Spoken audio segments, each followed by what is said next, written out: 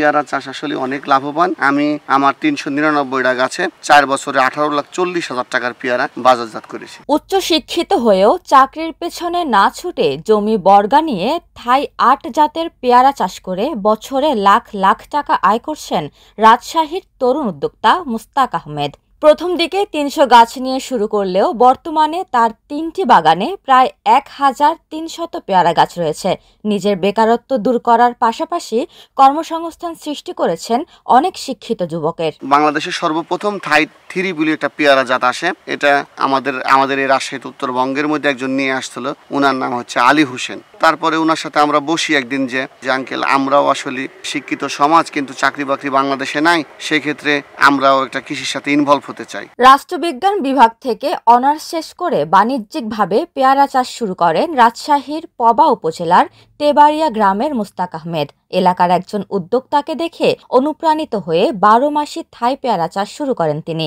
বর্তমানে প্রতিটি গাছে থোকায় থোকায় ঝুলছে সবুজ রঙের পেয়ারা।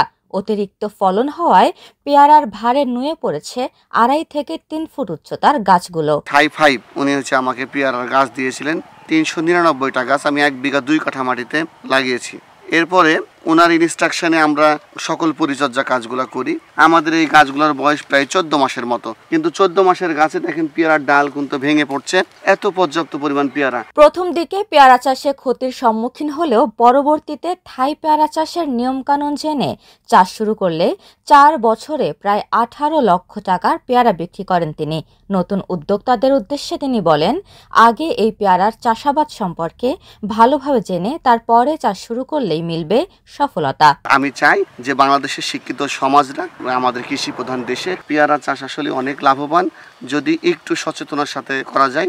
আমি আমার ৩৯৯টা গাছে ৪ বছরে ১৮,৪০,০০০ টাকার পেয়ারা আমি বাজারজাত করেছি। বর্তমানে এলাকার একটি অন্যতম লাভজনক ফসল হয়ে উঠেছে এই থাই পেয়ারা।